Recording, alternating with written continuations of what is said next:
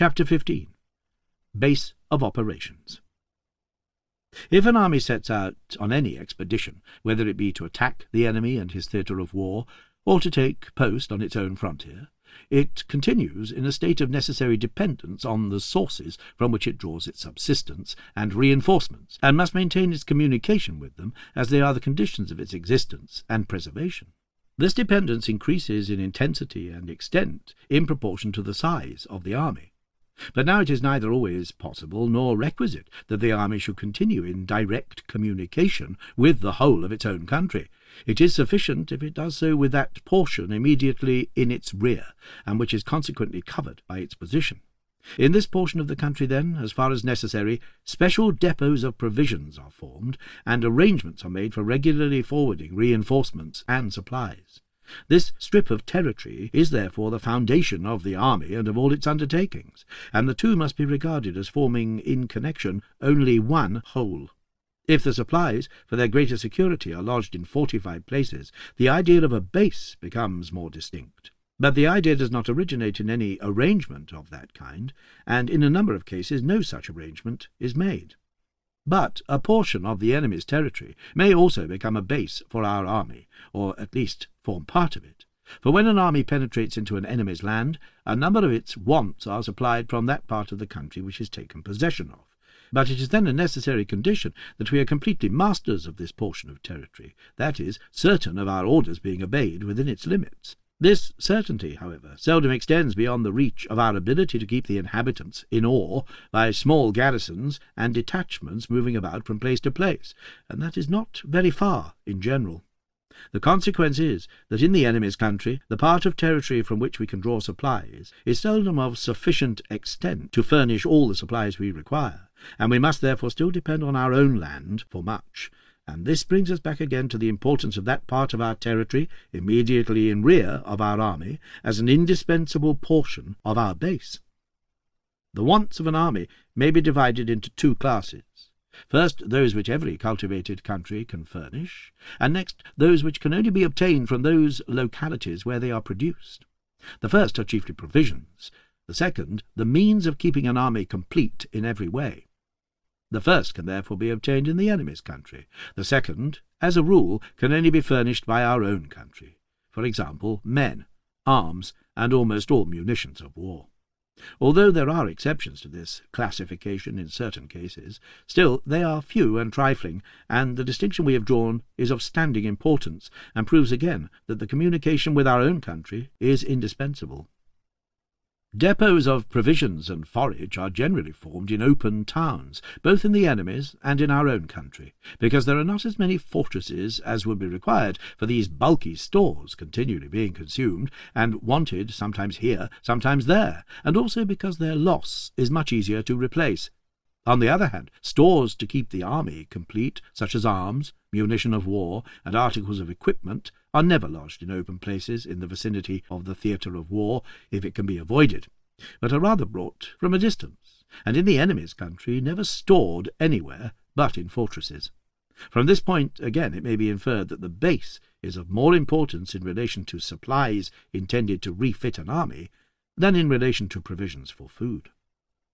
Now, the more means of each kind are collected together in great magazines before being brought into use, the more therefore all separate streams unite in great reservoirs. So much the more may these be regarded as taking the place of the whole country, and so much the more will the conception of a base fix itself upon these great depots of supply. But this must never go so far that any such place becomes looked upon as constituting a base in itself alone.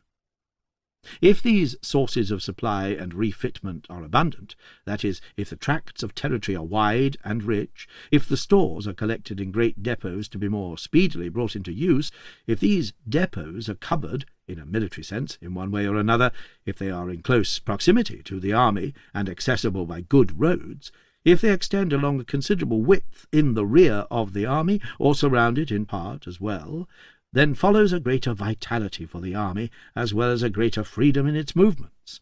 Attempts have been made to sum up all the advantages which an army derives from being so situated in one single conception, that is, the extent of the base of operations. By the relation which this base bears to the object of the undertakings, by the angle which its extremities make with this object, supposed as a point, it has been attempted to express the whole sum of the advantages and disadvantages which accrue to an army from the position and nature of its sources of supply and equipment. But it is plain, this elegant piece of geometrical refinement is merely a play of fancy, as it is founded on a series of substitutions which must all be made at the expense of truth. As we have seen, the base of an army is a triple formation in connection with the situation in which an army is placed, the resources of the country adjacent to the position of the army, the depots of stores which have been made at particular points, and the province from which these stores are derived or collected. These three things are separated in space, and cannot be collected into one whole, and least of all can we substitute for them a line which is to represent the width of the base, a line which is generally imagined in a manner perfectly arbitrary, either from one fortress to another, or from one capital of a province to another, or along a political boundary of a country. Neither can we determine precisely the mutual relation of these three steps in the formation of a base, for in reality they blend themselves with each other always, more or less. In one case the surrounding country affords largely the means of refitting an army with things which otherwise could only be obtained from a long distance. In another case we are obliged to get even food from a long distance. Sometimes the nearest fortresses are great arsenals, ports or commercial cities, which contain all the military resources of a whole state. Sometimes they are nothing but old, feeble ramparts, hardly sufficient for their own defence.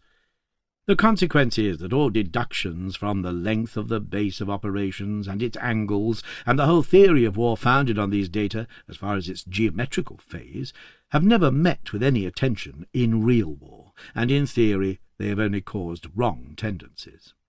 But as the basis of this chain of reasoning is a truth, and only the conclusions drawn are false, this same view will easily and frequently thrust itself forward again. We think, therefore, that we cannot go beyond acknowledging generally the influence of a base on military enterprises, that at the same time there are no means of framing out of this maxim any serviceable rules by a few abstract ideas, but that in each separate case the whole of the things which we have specified must be kept in view together. When once arrangements are made within a certain radius to provide the means of subsisting an army, and keeping it complete in every respect, and with a view to operations in a certain direction, then, even in our own country, this district only is to be regarded as the base of the army.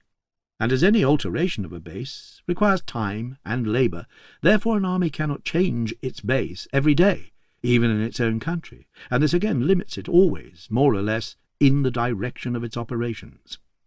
If, then, in operating against an enemy's country, we take the whole line of our own frontier, where it forms a boundary between the two countries, as our base, we may do so in a general sense, in so far that we might make those preparations which constitute a base anywhere on that frontier, but it will not be a base at any moment if preparations have not been already made everywhere. When the Russian army retreated before the French in 1812, at the beginning of the campaign, the whole of Russia might have been considered as its base, the more so because the vast extent of the country offered the army abundance of space in any direction it might select. This is no illusory notion, as it was actually realized at a subsequent time, when other Russian armies from different quarters entered the field, but still, at every period, throughout the campaign, the base of the Russian army was not so extensive. It was principally confined to the road, on which the whole train of transport to and from their army was organized. This limitation prevented the Russian army, for instance, from making the further retreat, which became necessary after the 3 days' fighting at Smolensk, in any direction but that of Moscow, and so hindered their turning suddenly in the direction of Kaluga, as was proposed in order to draw the enemy away from Moscow. Such a change of direction could only have been possible by having been prepared for long beforehand. We have said that the dependence on the base increases in intensity and extent with the size of the army, which is easy to understand. An army is like a tree. From the ground out of which it grows, it draws its nourishment. If it is small, it can easily be transplanted, but this becomes more difficult as it increases in size. A small body of troops has also its channels from which it draws the sustenance of life, but it strikes root easily where it happens to be. Not so a large army. When, therefore, we talk of the influence of the base on the operations of an army, the dimensions of the army must always serve as the scale by which to measure the magnitude of that influence. Further, it is consistent with the nature of things that for the immediate wants of the present hour the subsistence is the main point, but for the general efficiency of the army through a long period of time, the refitment and recruitment are the more important, because the latter can only be done from particular sources, while the former may be obtained in many ways. This again defines still more distinctly the influence of the base on the operations of the army. However great that influence may be, we must never forget that it belongs to those things which can only show a decisive effect after some considerable time, and that therefore the question always remains what may happen in that time.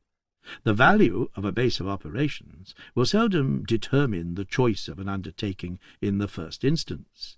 Mere difficulties which may present themselves in this respect must be put side by side and compared with other means actually at our command. Obstacles of this nature often vanish before the force of decisive victories.